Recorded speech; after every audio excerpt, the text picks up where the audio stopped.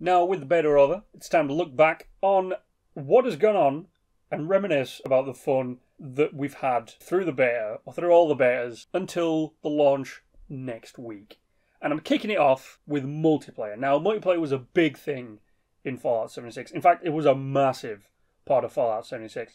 And it was refreshing to see that it worked perfectly. Seriously, perfectly. And the only real problem I had was that every so often the game did crash or cause problems with things like inventory with other players, but that was pretty much only down to your internet connection. Like, my internet connection was terrible. That was the only thing that really caused me problems. Now, there was things like lag spikes and small glitches, and those only really happened in areas which had high loot, or a lot of people, or a lot of objects. So, like, you know, if you went into Charleston, I found, because there was a lot of scenery in Charleston, and a lot of people went to Charleston to fight stuff, or to join the fire brigade, or whatever they were called. I can't remember, fire breathers, that's it. If you loaded in, sometimes it'd be a bit laggy. Or if you logged in at the Poseidon, if you fast traveled or loaded in at the Poseidon power plant, sometimes you'd have a little bit of a problem because, you know, there's a lot of stuff in the area. There's smoke coming out of the stacks if someone's fixed it. There's the Grafton monster in a trench. There's everybody, all the NPC enemies that are around the power plant, all the NPCs in that little protest camp just outside, all the mines that have been laid down, the vertibird launching pad where you can get a personal vertibot defense. Yeah, so places like that caused a lot of problems, and it caused some stuttering and all that kind of stuff. But when you were outside of that, if you didn't fast travel to places like that, if you just walked to them, perfectly smooth, absolutely beautiful. So from my experience, some people might not have had the same experience, but from my experience, I give the multiplayer aspect a 7 out of 10, and I will be ranking everything I cover in this. So I give this a 7 out of 10. If you disagree, that's perfectly fine, because I do want to hear from you guys. So stick what you think about everything I mention in the comment section down below, and I will respond with this one because I really want to talk about this stuff with you guys. Well, let's move on to the next one, which is combat. Now, combat for me was supposed to be a secondary thing because I wanted to explore and play around with the camp system, though in the end I did more combat than building, which I found quite funny. Now, the reason I was doing combat more is because I went off with my friend Anonymous, and we had fun just going around doing quests, shooting stuff, exploring, all that kind of stuff. So I never really got much into the building system. However, overall I did find that the combat was well-rounded, unless you decided to choose melee, because melee just made you a little bit OP in some aspects, especially in PvP. If you could close the gap on people with guns, you did a lot of damage, because a lot of melee people would go mainly strength and have a lot of like the gladiator perks and all this kind of stuff, and the ability to ability to take damage as well as dish it out. I know Anonymous, the guy I played with, he was a beast at PvP. However, I found a way around it as a gunslinger, and that was with the black powder weapons. Seriously, black powder weapons against a melee person, instant kill. I am not shitting you. I got into a melee fight where the guy had a fire axe. I think I was level 10, he was level 11. He had a fire axe, right? We had like maybe a 10 pace distance between us, because I wanted to like test this thing out to see if it actually worked. So he has more AP than I do, right? So, and by AP I mean when he's in action, because he's running. If I go into VATS and take a shot, I lose AP. But if he runs at me and he's got VATS on, he's not losing any AP unless he's sprinting. So as soon as he gets to that lunging gap, that's it. I'm pretty much screwed. So I have to kill him in like 5 seconds, 5 to 10 seconds, I guess, to close that gap. Black powder weapon, instant shot, instant KO. Now you just got to wait for him to get close enough to get that 95% chance hit. Boom. Take the shot. As long as you don't get that really terrible RNG of the 5% where you miss, instant kill. Now, the combat, because it's only the beta, is probably going to get tweaked down the line and fixed, and some areas are probably going to get patched. So it's only at the minute about 75% complete, but it works. I liked it. It was good. OP in some areas, underrated in some other areas. Didn't see a lot of people playing guns, saw a lot of people go in melee, which was a shame. But however, my hat's off to the people who went guns, because a lot of people who went melee couldn't fight some of the monsters like Scorch Beast because they flew, or, you know, Death Claws. Death Claws deal the damage, but if you had your defense damage, your defense perks on and all that kind of stuff, you could kind of go toe to toe with the Death Claw. So overall, once again, a 7 out of 10. Moving on, perks. Perks were funny. Now, perks was an easy system for me to work out at the beginning of the beta, right? However, I did find that I did more multiplayer, and this caused me and the perks to get a little bit complicated. Now, what I mean by this is, running solo, the perks were easy, right? So I figured out that all I needed was like the Lone Wanderer perk, my class perks, and things like Lead Belly, or the one that causes you, to carry, like your guns don't weigh as much, or your medicine doesn't weigh as much, so you could carry more stuff. For me, which means I could carry more ammo, right? Which was a good thing. But when it came to playing with others, you had to swap out some of your perks, and sometimes you lost some benefits. I know as a gun guy, I lost a little bit of a benefit because I had to swap over from the Lone Wanderer perk, which gave me bonus XP as a solo player, but because I had weapons, I could, snipe. So I could snipe from a great distance away, and I didn't really have to get into a situation where the enemy could close the gap on me. However, playing as a gun guy with a melee guy, I swapped it out so I gained bonus XP while playing with a teammate, which caused me to, because I stuck by the side of my teammate, it caused me to be in a situation where the enemy closed the gap on me quicker, and if you got into a fight with like super mutants, it did lead to them taking your health down quite a bit. Now, I was happy that I had power armor at a very low level. Thank you to ESO for pointing out where to get the Raider armor at a very low level. So I managed to kind of negate how the perks lessened my ability to play as a team. But we also discovered, playing as a team, things like lockpicking. Lockpicking was a fun thing because I never really did lockpicking or hacking or anything like that. My melee guy, Build Anonymous, he did lockpicking, but he only had lockpicking of 1. Now, sharing the perk cards was fun because I could share my lockpicking with him when I eventually chose it, and it allowed him to have a lockpicking of 2. So yeah, sharing perks was a fun thing to try and learn and wrap your head around. Overall, though, the perks are an interesting thing. However, I do hope that in the future a lot more are released. I know there's a lot of perks right now. I hope there is a lot more coming down the line, and that maybe they overhaul it a little bit to make it a little bit more simple. If you're doing solo, I hope that some more Lone Wanderer perks are coming out. The gunslinging stuff, kind of like the gun area, depends on what you want to do. If you want to do pistols, there are very few pistols, unless you go for automatic and get the guerrilla thing. The rifle's one you've got because you've got your shotgun and you've got your rifleman perk, so those are good ones to go down. But overall, I give it a 5 out of 10 because it can be a bit tricky in some spots, can be a lot easier in others, and it's just wrapping your head around it. I think that, from the beginning, you don't really have a lot of big perks, and then when you get further on, you've kind of got to mix and match and swap out depending on your skills and stuff. So yeah, 5 out of 10. Now the next one is weapons. Weapons. Man, there isn't much to say about weapons, apart from that you'll have trouble finding ammo that you need. Seriously.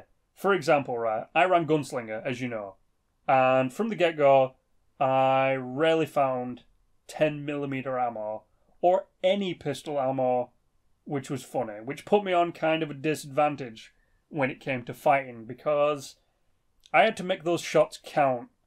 Now, other players and NPCs, it was kind of thing. If I got into a PvP situation, I found myself burning through ammo, and if I got into an area where there was a lot of NPCs, I found myself burning through ammo, which I couldn't replenish because the ammo I needed just wasn't around. However, there is a however in this. I found that around level 10 to 15, I'd racked up over 1,000 bullets for the hunting rifles, which caused me to immediately swap to that series of weapons. So instead of going down the gunslinger route, you know, picking gunslinger, expert gunslinger, all that kind of stuff, I went down the rifleman perk, and instead of being a gunslinger, I kind of became an overall gun kind of guy with rifles and pistols.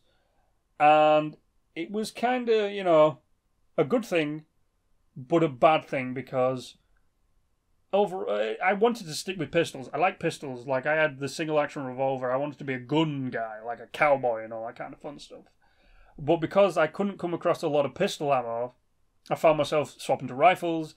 And then when I'd burned through a majority of my rifle ammo, I'd bulked up back on pistol ammo. So it eventually balanced itself out. But from the get-go, if you're a gun kind of guy, especially pistols, you're going to have a little bit of trouble unless you know some sort of like exploit or a place to find the pistol ammo you need. It's not really. It puts you at a disadvantage early in the game. However, later on in the game, when you've got a lot of scrap, no, you become like I personally, until I got the thing where ammo weighed less, I found myself getting over encumbered because I had a lot of ammo for a lot of guns that I wasn't using, and you can't sell ammo, which is really annoying. So, yeah, later on in the game, it does get to a little bit of a hassle because you can craft your own ammo, which is good, so you can replenish ammo stocks that you wouldn't come across, like the 10mm. I managed to replenish that for my submachine gun pretty quick. However, with the submachine gun, I burned through it pretty quick. With a rifle, with my hunting rifle and my marksman hardened sniper rifle, which I run, I very rarely dropped under 700 because there was plenty of super mutants around to replenish what I lost. So yeah, at the beginning, it's kind of a laxy thing, like finding the ammo. However, when you reach level 10, it's piss easy, and the combat itself, the weapon combat, was smooth, man. It was smooth like butter. Now, weapons were everywhere, so it was good. You could pick up weapons, like a lot of pipe weapons, a lot of melee weapons, a lot of hunting rifles later on when you get towards the Poseidon power plant in the Charleston area because of the super mutants around there. And it was good. It was good. So overall, 7 out of 10. Now, jumping from that to enemies. This was a good thing. Now, there is not really much to say about the enemies. Now, there is an obvious thing when looking at the map, and that is you can tell where big, bad enemies are going to spawn and where puny, pathetic enemies are going to spawn just by the colour of the map. Like the Ash Heap, that's a grey kind of area, so you'd expect level 14s and above to maybe like level 25. There was a Savage Divide area, which was a sandy colour, which had roughly the same. Like the max I found there was a level 30, that was a sentry bot. And then when you get to the opposite side of the map, like that red area and that blue area, they were all like level 50 and above. Not level 50 and above, sorry, level 30 and above, up to level 50. Apart from Scorch Beast. If you came across a Scorch Beast near the White Springs, it was always level 50. And that was pretty funny. Now, the enemies themselves never really posed a challenge unless it was a Scorch Beast or a Deathclaw. Everything else was really easy to take down, given the right approach or the weapon. For me, because I ran with the sniper rifle eventually, it fired 308, which means I dealt quite a lot of damage, which, with the VATs, I kind of had, like the build I went through with the perks, kind of give me most of the chance. If I had if I had a 75% and above chance, I would always instantly hit in VATs, which also meant that I would pretty much take down the enemy in one if it was level 8 and below. If it was 14, if it was like 8 to 14, it took a hit and a rifle bat. If it was above that, it took a couple of rifle shots. Unless I used like a 45 or a 44, then it was pretty much just a one shot as well, which I found with the lever action rifle, or a lever action rifle. That did a lot of damage, and it killed pretty much everything in one shot, unless it was a Deathclaw or a Scorch Beast. Now, apart from like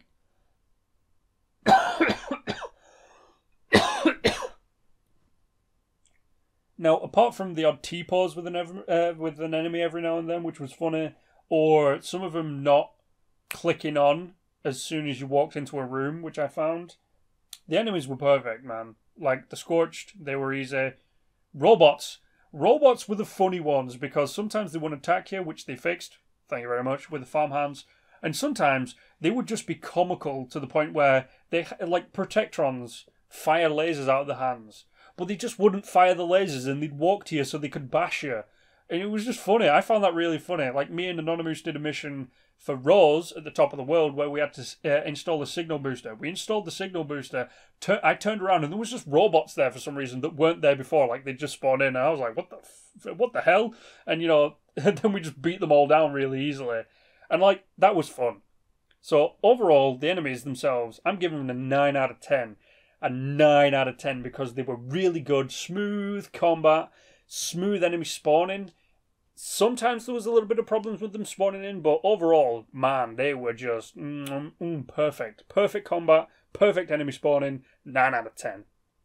Now, a good thing to actually follow straight on from that is gear and loot, because when you kill enemies, what do they drop? That's right, gear and loot.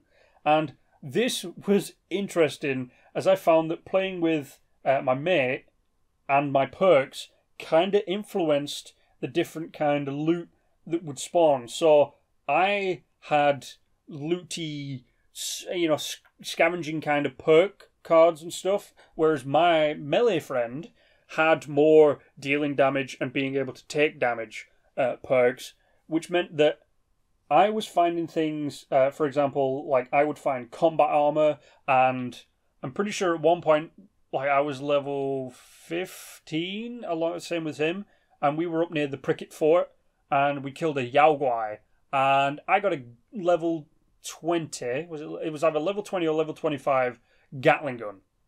He looked in the same Yaoguai, got like a fire axe and some purified water. He just like, he wasn't getting the stuff I was getting, which like I swapped some perks out and realized like it shortened or like lessened the good loot I got. So perks played a big part in the loot. However, because you can trade with your mate, like you can go, oh, I just found this fire axe. Like, for example, when I joined the fire breathers, we did the mission where you've got to go into the cave, right? And he was like, can you keep an eye, can you check all the bodies for fire axes for me? Because I really want fire axes so I can scrap them and get the stuff you can build in the weapon workbench. I was like, yeah, sure. So like I'd go through and I'd be like, oh look, a multi-purpose axe. Oh look, a fire axe. Oh look, a spear. And he'd be like, oh, I'm just seeing shit like Radex diluted or boiled water and stuff like that, or knuckles. So perks played a really big part in like the stuff you kind of gather. But because you could just trade it, it kind of negated some of the stuff, so it really didn't matter. And overall, I do think the system needs a small change. Just a small change. Like, sometimes maybe it just wasn't beneficial to other people, where like in a team, whereas I would get the good shit. He eventually started getting the good shit at a higher level, but at like a low level, like level 10, I was getting good stuff, man. So it could do with a little bit of a tweak, but when it comes to teamwork and working in a guy, because you can just swap, it's you kind of null and void that. So I'm giving it 6 out of 10. Could do with a tweak, but from where it is right now, it's decent. Now there is one thing that I hate, and it does kind of actually mix in with loot. So you pick up loot, and then you want to go sell it. Fuck caps. That's all I can really say on that. Is fuck caps. It was a ball ache making caps. Literally a ball ache, right? So unless you had high charisma, which I eventually went into because my charisma gives me the gun stuff for my guy, you weren't really able to make a lot of caps unless you found like cap stashes or something that was really rare or really high in level. Then you could kind of sell it. However, it wasn't. It wasn't, seriously. Like, I tried to sell, what was it now? It was a rare piece of armor. I can't remember what it was. I think it was like a rare radiation suit or like a pristine radiation. I don't know. It was a suit that protected you from rads, so it's obviously a radiation suit or something like that. But it was high level, and it was really, like, the perks it gave you were really good, like, right? So it was estimated, and this is the funny thing, right? So the thing was estimated at 150 caps. So I was like, oh, sweet. I can make 150 caps.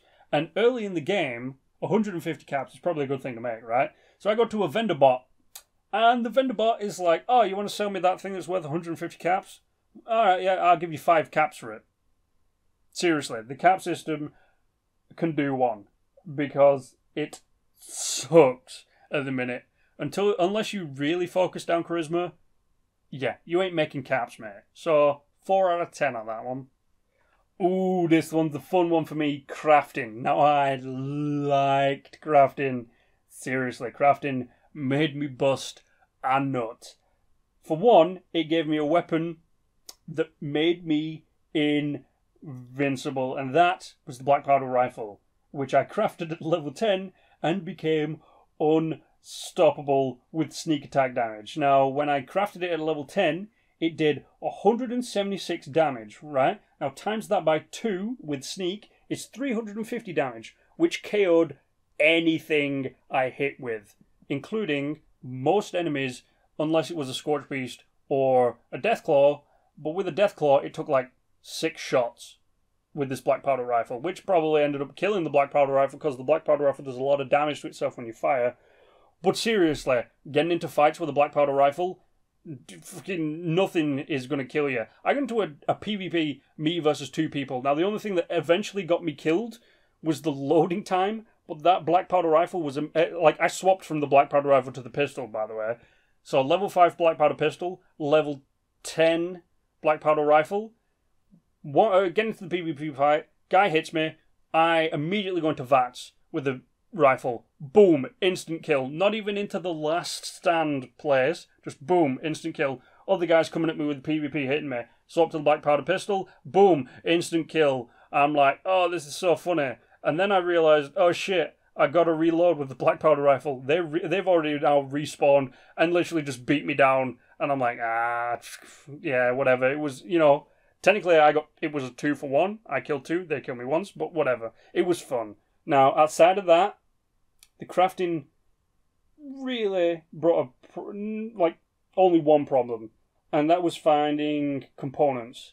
So, especially things like screws and gears. Screws and gears was a little bit of a problem. Now, eventually you can, with the scrapper perk, I think it is, you can find, scrapping the stuff gives you a lot more components that you need for other stuff, and eventually I got T45 armor. Now, T45, you need 4 screws per piece, as well as some other stuff to fix it. I ran out of screws pretty quick fixing weapons, because I do high caliber weapons, and they break quite quickly, especially the black powder stuff. They break very quickly. I found myself going through screws pretty quick, and if I wanted to build a generator, it cost us gears. And we did a funny thing, me and Anonymous, where we took over the power plant. We fixed the power plant so we could get the fusion core generator stuff. And instead of linking it up, we just built 20 generators that produced 5, and just hooked them all up to the thing instead of hooking the power station up to the generator, because it was just fun. So that burnt through gears really quick, and I never really found a lot of gears like that. Now, I do kind of want to give crafting an 8 out of 10, because it was easy to do and it didn't take up much of the playtime. However, I'm going to knock it down from an 8 out of 10 to a 6 out of 10, only because going into the crafting, going onto the crafting menu did cause some lag. You would stutter. You would click the thing and it go, and it kind of freeze up on you a little bit, and then you go in. And just finding the components for some stuff was a little bit hard earlier on. So, yeah, I'm going to knock it from an 8 out of 10 to a 6 out of 10, because there is some stuff that could be worked on. But overall, pretty damn smooth, man. I loved it. Crafting was a lot of fun. Now, food and water. Oh my god, what an awesome mechanic. Annoying to keep up with, but awesome. Now, the fact that you've got this thing annoyingly nagging you constantly in the back of your mind really gives tension to the game. So I often found myself going ballistic, trying to stay alive with gathering enough food and water to sustain me for long trips exploring the map. Now, gathering the water, that was easy. You could just go to a place that wasn't toxic, remember.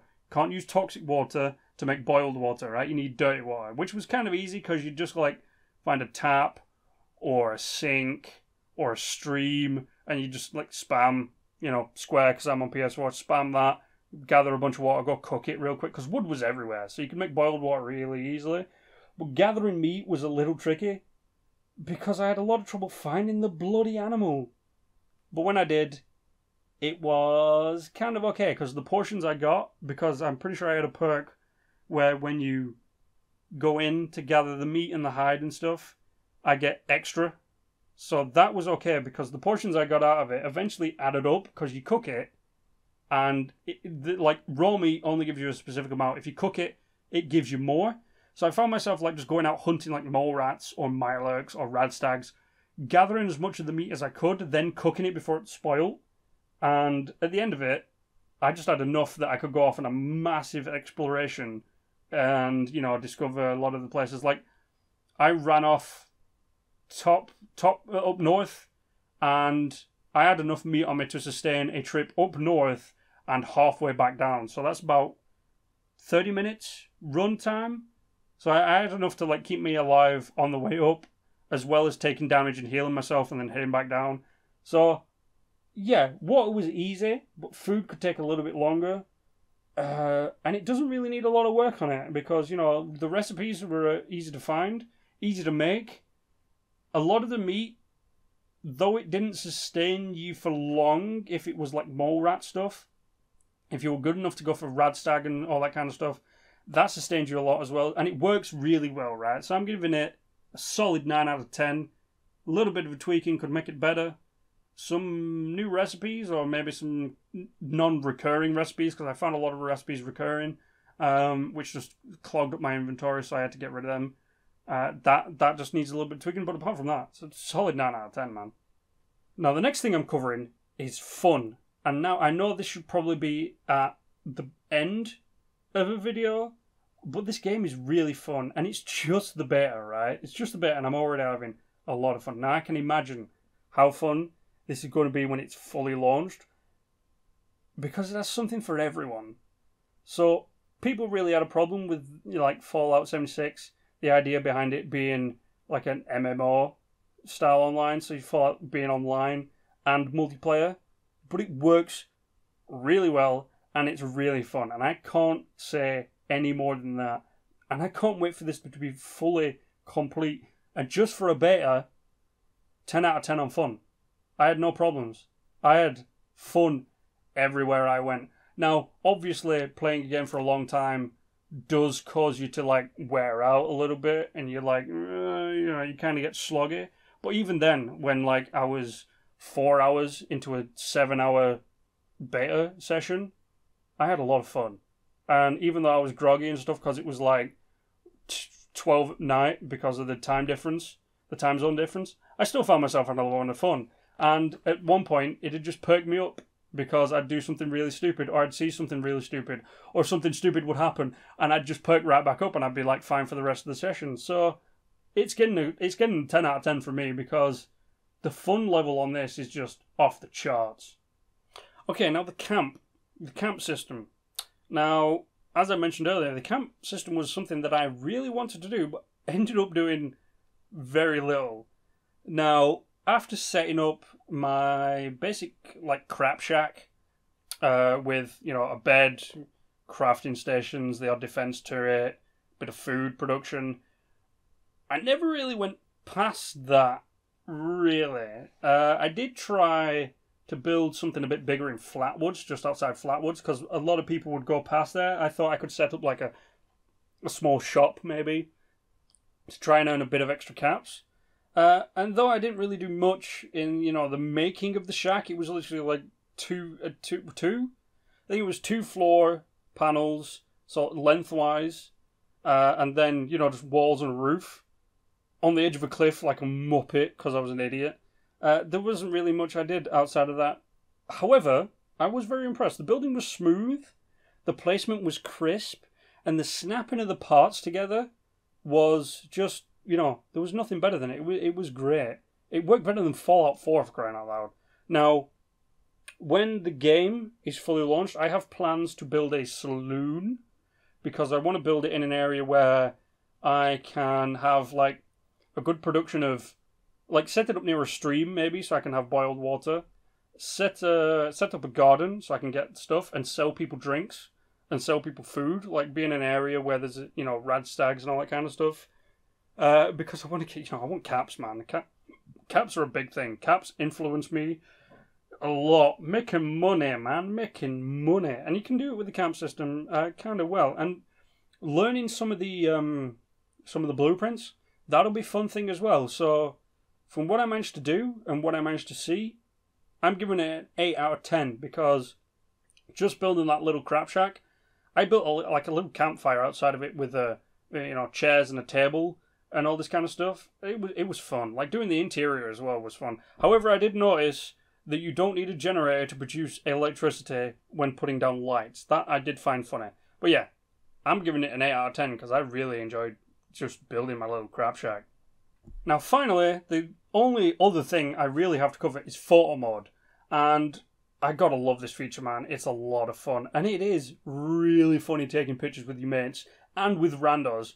Now, to end the conversation on photo mode, you're going to see a bunch of photos that I took over all the betas, right? So, from the first beta on the PS4 to the final one that ended today, all these pictures were taken then. Some just by myself, and some with Anonymous, and you can just tell how much fun I was having with photo mode, because some of these pictures are just stupid. Now, it was an interesting feature to add in, and it is very fun. I couldn't actually find any downside with photo mode. Like, I've even posted some to Twitter. In fact, I think I've posted all of these to Twitter, so you can, you can check them out as well. I'll probably put them in a gallery and all that kind of stuff. Twitter in the link down below, in the description down below, by the way. But yeah, photo mode was awesome, man. Like, for the final beta today, it came down to the last 10 minutes, I think it was.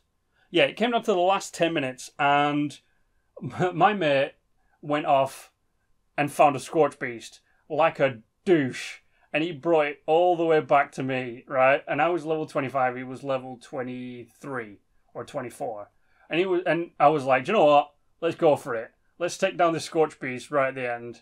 And even though I did the majority of the damage, my internet connection caused me to disconnect, and by the time I'd reconnected, he had managed to lure the beast down like he'd done through the battle and kill it, right?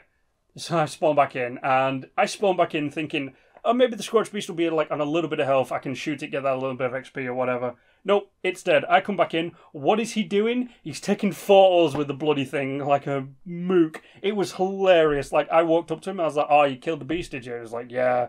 And he was like, get out of the way. And I was like, why? I was like, I'm taking pictures. What do you think I'm doing? I was like, oh, right, okay, cool. So we had a lot of fun with photo mod, and a lot of the things that I came across, like the gnomes.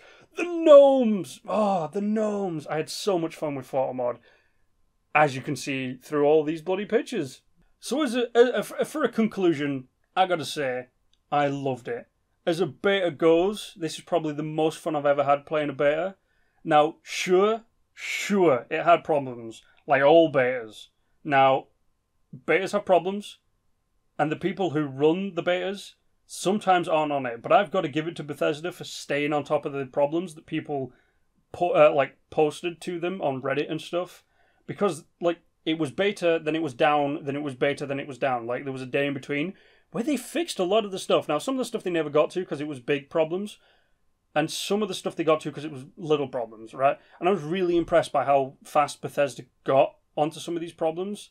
And now that the beta has ended and it's just, a week away till launch, I think they're going to be able to fix quite a lot of the stuff, making this game pretty much damn near perfect. I am really looking forward to playing the full game. Now, all problems aside, it has made me sure that I will love this game, especially the fun game. I am really stoked for, it's coming in a week, and I'm like, just give me the game now. Just give it me now. It's the 9th right now, right? So it comes out in like what, 9, 10, 11, 12, 13, 14. It comes out in 5 days. So it comes out in a working week. And yes, I did just count on my fingers. It comes out in a working week and I'm already just like jonesing for another hit, right? So overall, even though there were some problems and it was a beta, I'm giving this entire beta a 9 out of 10, man. Overall, everything adds up to this 9 out of 10. The experience I had with other players, the fun I did with the crafting and the combat, the bumping into random shit like the mysterious button, which was in a porta potty. The fuck was that? I don't even know what it did. And it was just stuff like that, just like going out and having a bit of fun, like Mothman following me around the place. That was funny. Overall, 9 out of 10. And I want to know what you guys think, because I know me personally, I love the Fallout series, so I might have got a little bit of a bias when it comes to this game. But some people were just brutal dicks when it came to like judging this game, because they were like, "Oh, it's not the Fallout game because it's online." Where's my Fallout 5? Give me Fallout 5. Where's my? They were just being childish. But I want to know what you guys have to say about this kind of stuff. I want to know what you guys think on all the topics I covered. So really, I want give me your stuff. Come on, let's converse. Let's have a proper conversation with this kind of stuff. And you can really look forward to me doing a lot more Fallout stuff when the game is released. But until then, I hope you've enjoyed this video and the stuff I've talked about. I know there was probably some other stuff I could have talked about, but I really tried to narrow it down to the major points of a beta. Apart from that, thanks for coming along today. You know the drill. Like, share, and subscribe. And as always, stay awesome.